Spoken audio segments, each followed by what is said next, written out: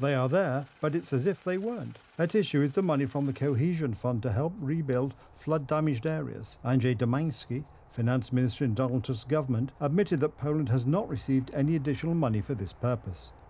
This money we had, in my opinion, theoretically. There was a full mobilisation of these funds for the reconstruction of flood-affected areas. Do you mean to say that we would not have used this money? I, for one, think that we would have at least not used them in full, or in some very high proportion. It also appears from his words that if it were not for the floods, some of the EU money would not have been invested at all. This, according to the opposition, proves a lack of management competence, not only of the finance minister, but also of the entire new government. The Tusk government's finance minister knows that they are losers and bunglers. He assumes in advance that under their rule, our country would not use structural funds from the European Union, which are due to Poland. In turn, Marek Jakubiak of Kukiz 15 reminded us that just a few years ago, Poland was a leader among member states in effectively investing European Union money. Today, the Minister of Finance, who, mind you, wants to put Poland 300 billion zloty in debt this year alone, wants to have a deficit of 57 billion and says that there will be an amendment to this budget because there will be even greater losses due to the flood. And on top of that, he says he doesn't spend EU funds. Well, isn't this hypocrisy?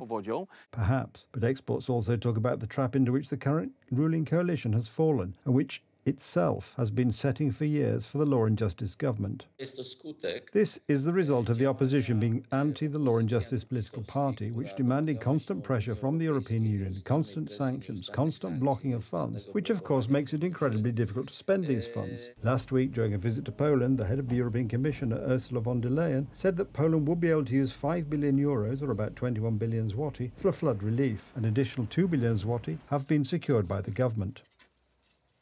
At the moment, linking with EU funds, we assume that we will be able to mobilise up to 23 billion zloty. This does not mean that we will have to spend all of them.